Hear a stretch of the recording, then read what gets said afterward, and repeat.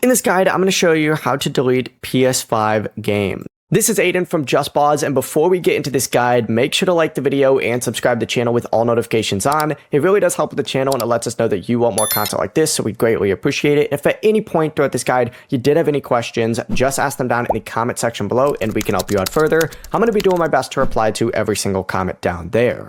Now, starting off on the home screen, go ahead and find whatever game it is that you're trying to delete, and what you're going to want to do is highlight it just by pretty much selecting it, but don't open it up, and select instead the options button or the 3-line button on your controller. From here, just scroll down and select delete, and once you select delete, you're going to have to confirm by hitting OK, and the game will then be removed from console storage.